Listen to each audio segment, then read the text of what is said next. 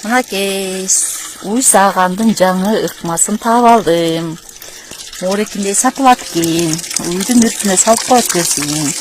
Анан үтөрө сүт агып түшүп калат экен. Мына. Азыр мен уй саап атам, мынакей өзүм отурам. Мынча алып туруп шакылдатып саап атам. Сонун окат экен. Айны кышкылдан алып келген. Нарынбек садыртпайм деп аткан, Нарынбек жокко.